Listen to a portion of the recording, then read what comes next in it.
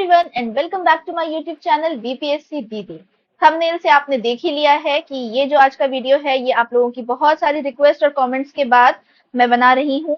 ये है प्रीलिम्स के लिए इम्पोर्टेंट टॉपिक्स। कौन कौन से टॉपिक्स पढ़ने जरूरी हैं, क्या ज्यादातर पूछे जाते हैं, उसकी मैंने एक सब्जेक्ट वाइज लिस्ट बनाई है जो मैं आपको प्रोवाइड करा रही हूँ। इसमें साइंस नहीं है बिकॉज साइंस बहुत ही वेग है, वो आपको थोड़ा सा कवर करना पड़ेगा। इसके अलावा जो बाकी के जीएस के जो मेनली हमारे जो सब्जेक्ट्स हैं उसके मैंने सारी यहाँ पे लिस्ट आपको प्रोवाइड करी है। सो फटाफट से चलिए मैं एक्सप्लेन करती हूँ।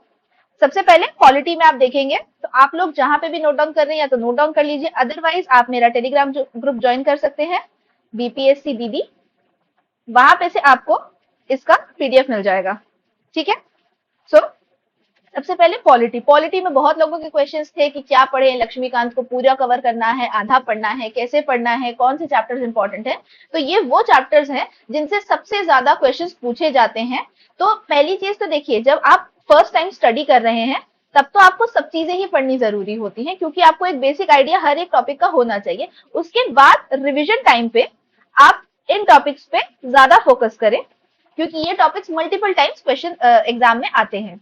तो पॉलिटी में सबसे पहले तो स्टार्ट करेंगे हम preamble. Preamble becomes very important, आप सबको पता है।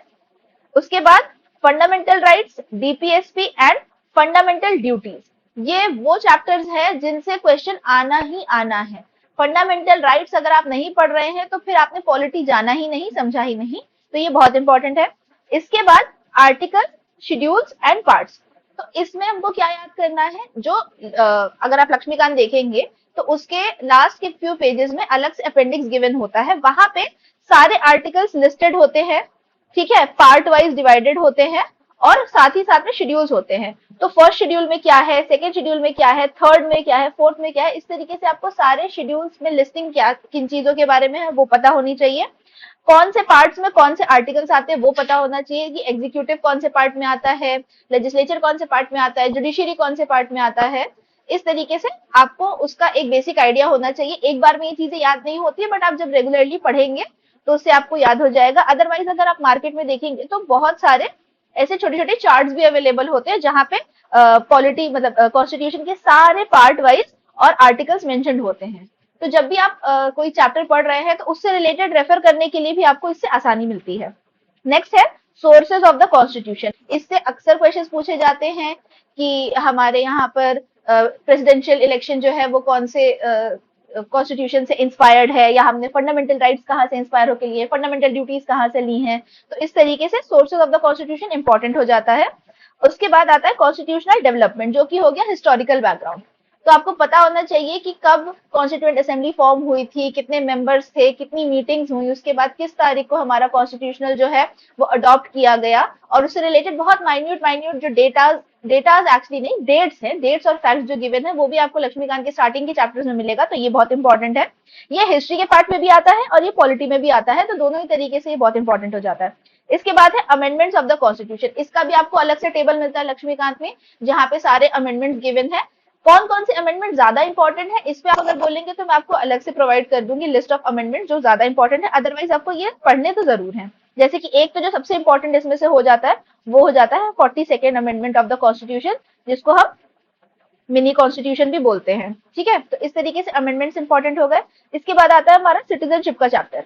ठीक है, सिटीजनशिप के क्या क्या प्रोविजंस होते हैं, टर्मिनेशन ऑफ सिटीजनशिप किस तरीके से होती है, ये हो गया। उसके बाद है पार्लियामेंट।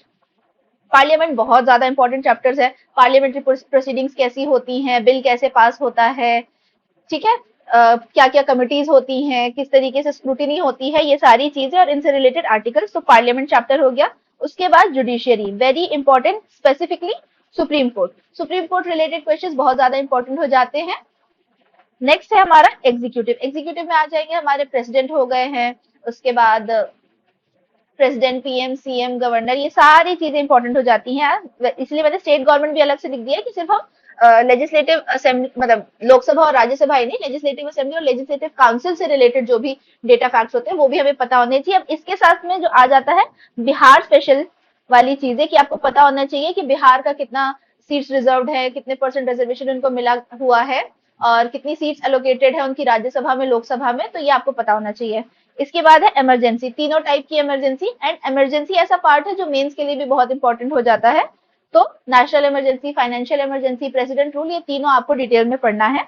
इसके बाद है पंचायती राज एंड अर्बन लोकल बॉडीज, इन दोनों को ही आपको पढ़ना है, बट ज्यादा इंपॉर्टेंट हो जाता है पंचायती राज। इससे रिलेटेड फैक्ट्स एंड डेटा पूछे जाते हैं कि कौन से आर्टिकल में फाइनेंस कमीशन एस्टैब्लिश होता है फॉर पंचायती राज, इलेक्शंस किस में होते हैं, तो ये आपको पूरा कवर करना है। तो ये अगर आपके हो गए पॉलिटी के सारे इंपॉर्टेंट चैप्टर्स। अब नेक्स्ट हम चलते हैं इकोनॉमिक्स की तरफ। इकोनॉमिक्स एक तो लोगों को समझ नहीं आ रहा है कि कैसे पढ़ना है। मैंने आपको मेंशन किया है कि 11th और 12th की जो एनसीईआरटी है उससे ही आपको बेसिक टर्मिनोलॉजीज और जो सारी चीजें हैं वो मिल जाएंगी। अदरवाइज इसके अलावा आपको बजट पढ़ना है, इकोनॉमिक सर्वे करना है, ठीक है, कोई बैंक की, आरबीआई की कोई रिपोर्ट्स है या कोई सा इंडेक्स अगर आया है तो वो हो गया, स्कीम्स हो गई। तो ये सारी चीजें तो आपके करंट अफेयर्स का पार्ट है, तो ये तो आप अलग से करेंगे ही। हमको इस बेसिक से क्या क्या मिलता है, हमको टर्म्स मिलते हैं, हमको टर्म्स पता चलते हैं कि कैश रिजर्व रेशियो क्या होता है, फिस्कल डेफिसिट क्या होता है, कैपिटल एक्सपेंडिचर क्या होता है, तो उसके लिए हमें एनसीईआरटी रेफर करनी है। इसके अलावा देखिए, अगर आप एनसीईआरटी नहीं कर पा रहे हैं तो प्लीज किसी अच्छी कोचिंग के आप नोट्स ले सकते हैं।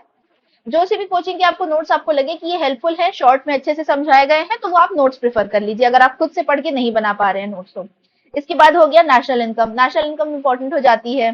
देन 5 ईयर प्लान, ये इंडियन इकोनॉमी का पार्ट है। इंडियन इकोनॉमी की बुक आपकी 11th-12th में आती है, हमारे टाइम पे 11th में होती थी, अब शायद 12th का पार्ट हो गई है, नॉट श्योर, बट 11th और 12th में से किसी एक में है इंडियन इकोनॉमी की बुक एनसीईआरटी की, जिसमें 5 ईयर प्लान वगैरह बहुत डिटेल में गिवन है। तो 5 ईयर प्लान आपको पता होने चाहिए, कौन सा प्लान कब आया और किस प्लान के क्या क्या प्रोविजंस थे, कितना परसेंट उन्होंने जीडीपी टारगेट किया, क्या अचीव कर पाए, नहीं कर पाए, फिर बीच में रोलिंग प्लान आए थे, ये सारी इन्फॉर्मेशन आपको इसमें से मिल जाएगी।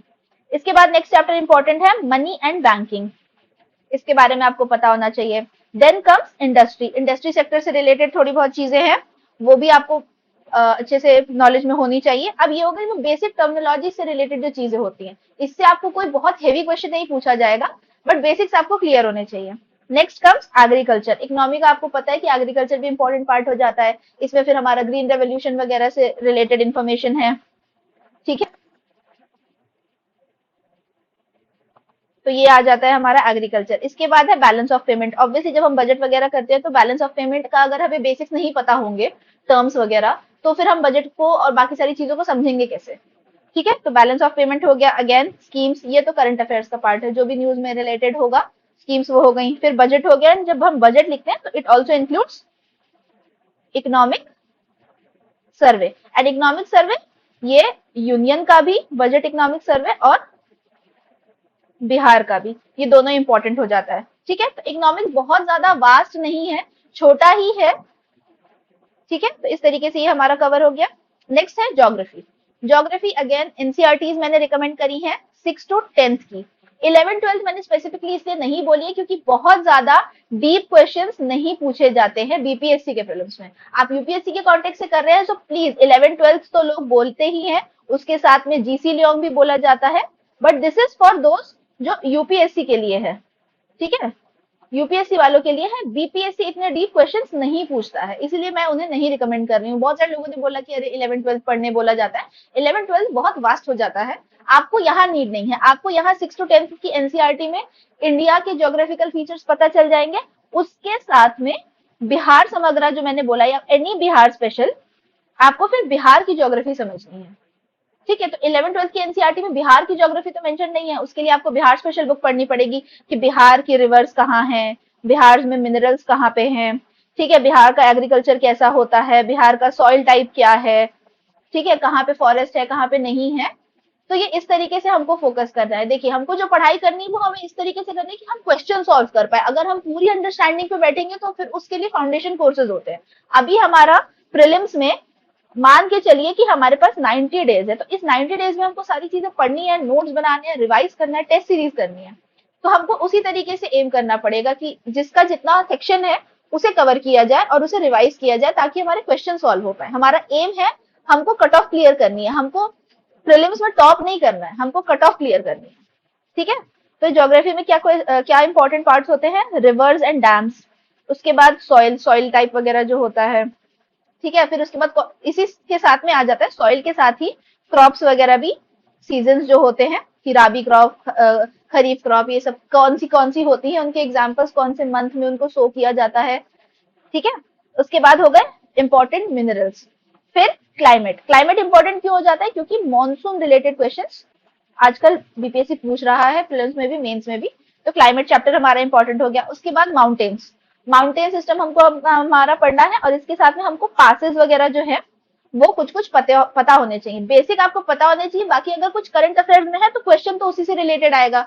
लोग देखते हैं कि भाई ज्योग्राफी में ऐसा ऐसा पूछ लिया था। अरे भाई आप ये देखो कि वो ज्योग्राफी में पूछा नहीं है, वो करंट अफेयर्स का टॉपिक था, इसलिए उसे पूछा गया। वो ज्योग्राफी रिलेटेड है तो अब इसमें हम क्या करें? अगर अभी जेड मोर टनल जो है वो न्यूज में है तो आपको वो पूछेगा वहां की रिलेटेड डिटेल। अब इसका मतलब ये थोड़ी है कि कश्मीर का आप पूरा एक एक इंच कवर करने बैठ जाओ बेसिक्स में। हमको स्मार्ट वर्क करना है। हार्ड वर्क तो हम करते ही, साथ में हमको जरूरत है स्मार्ट वर्क करने की। ओके। तो नेक्स्ट है हमारा इसके बाद islands, deserts and lakes. Again ये हम जेनेरिक पढ़ेंगे, कौन कौन से रीजन में कौन कौन सी इंपॉर्टेंस है, वेटलैंड्स वगैरह हो गए, ये सारी चीजें। उसके बाद हम देखेंगे कि करंट अफेयर्स में क्या पूछा है। अगर करंट अफेयर्स में कोई सी स्पेसिफिक मेंशन है तो हम उस पर ज्यादा ध्यान देंगे। जिस साल बिहार की बिहार को 81st और 82nd वेटलैंड्स दो ऐड हुए थे, नागी और नकटी वाले, तो वो उस बार वो इंपॉर्टेंट हो गए थे। अब इसका मतलब ये थोड़ी है कि आप सारे के सारे वेटलैंड्स रटने बैठ जाएंगे। आपको बिहार स्पेसिफिक पता होनी चाहिए कि कहाँ पे कौन सी इंपॉर्टेंट लेक है, कहाँ पे स्प्रिंग्स हैं, कहाँ पे वाटरफॉल्स हैं। तो वो बिहार स्पेशल जब आप पढ़ेंगे तो वो तो उसमें कंसाइज मैनर में आपको गिवन ही होता है। इसके बाद आ जाता है सेंसस। ठीक है। 2011 वाला भी, मतलब इंडिया को ओवरऑल, और बिहार स्पेशल में तो बिहार फोकस आपको दिया ही होता है। इसके जो डेटा है वो आपको याद होने चाहिए। याद एज इन द सेंस कि रटे हुए होने चाहिए, स्पेसिफिकली बिहार स्पेशल जो सेंसस का डेटा है। इसके बाद अभी आईएफएसआर रिपोर्ट आई है 2023 की लेटेस्ट, ये आपको पता होनी चाहिए कि कहाँ पे फॉरेस्ट कवर, ट्री कवर कितना बढ़ा, क्या घटा। ठीक है। उसके बाद है बेसिक मैपिंग ऑफ कॉन्टिनेंट्स। जब हम वर्ल्ड ज्योग्राफी की बात करते हैं तो आधा तो हमारा वो हो जाता है कि अगर करंट अफेयर्स में कुछ बहुत ही इमेंस इंपॉर्टेंट होगा तो ही बीपीएससी पूछेगा, अदरवाइज यूपीएससी पूछता है इस तरीके के सवाल।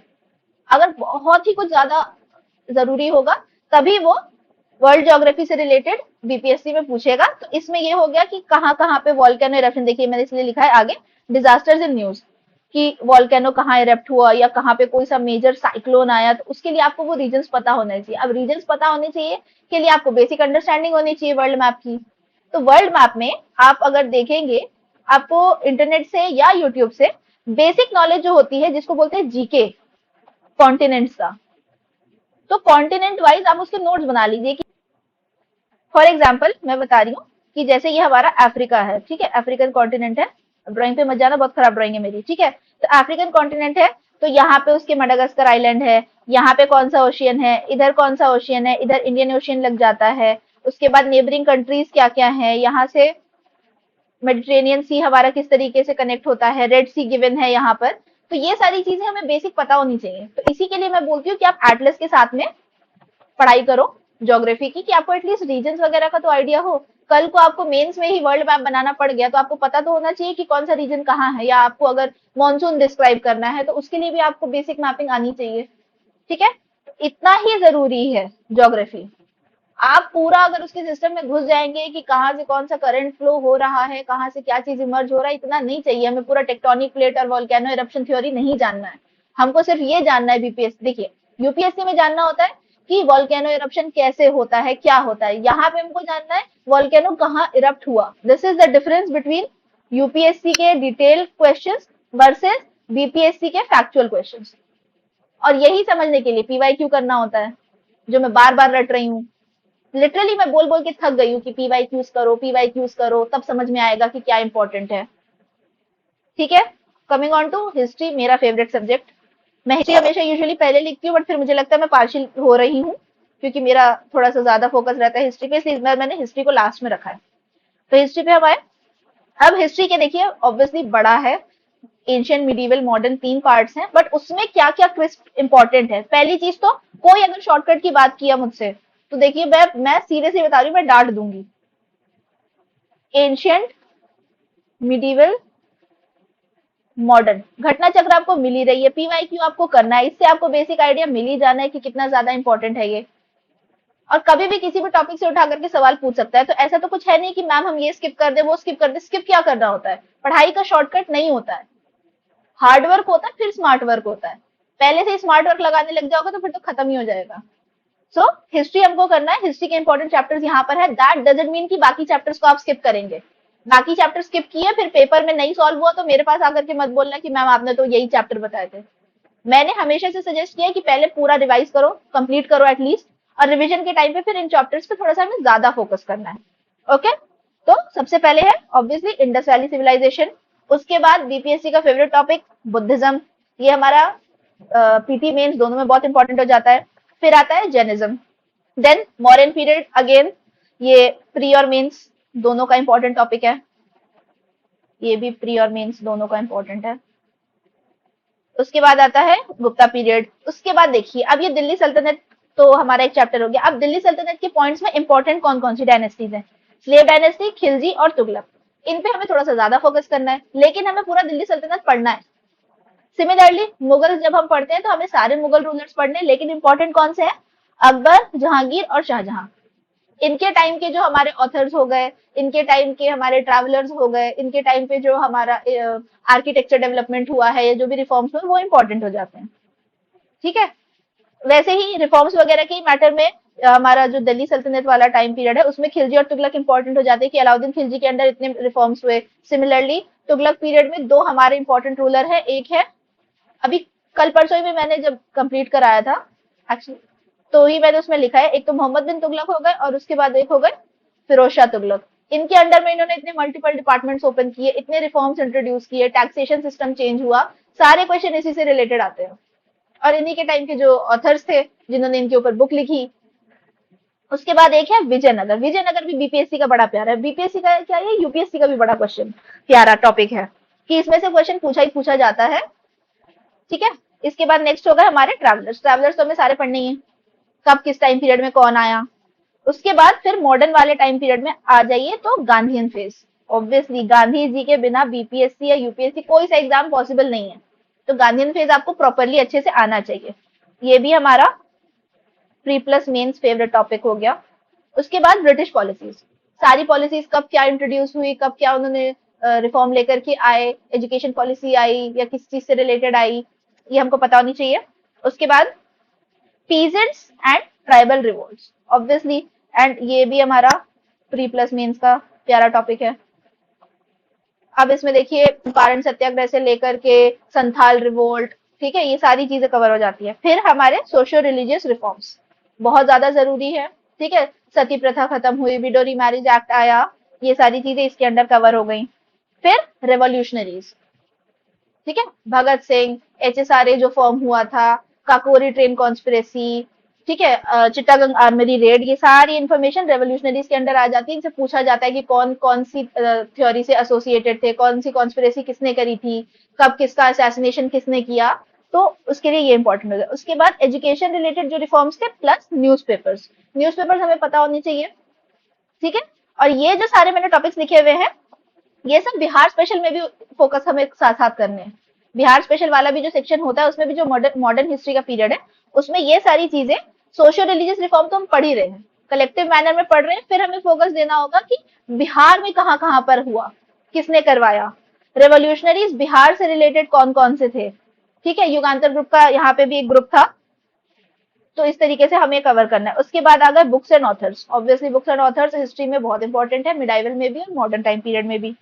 इसके बाद है governor general and vice Royce. इसका तो शॉर्ट नोट्स का जो पीडीएफ है, मैंने अपने ही नोट्स मुश्किल से वो 4-6 पेजेस के हैं, क्रोनोलॉजी में मैंने मेंटेन करके लिखे, ये मैंने अपने टेलीग्राम पे ऑलरेडी डाल के रखा है। जिसको नहीं मिला है वो जाके मेरे टेलीग्राम ग्रुप से पिंड मैसेजेस चेक करो प्लीज। पिंड मैसेजेस एक चीज होती है, उसको आप लोग देखते नहीं हो, आप लोग फिर परेशान होते रहते हो कि मैम मिल नहीं रहा मिल नहीं रहा।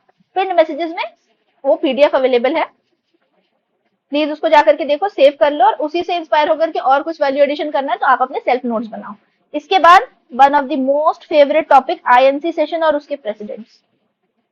बहुत बार पूछता है बीपीएससी, तो हमको पता होना चाहिए कि फर्स्ट फीमेल आईएनसी प्रेसिडेंट कौन थी, फर्स्ट मुस्लिम कौन थे। ठीक है, इस तरीके से ये हो गया हमारा इंपॉर्टेंट।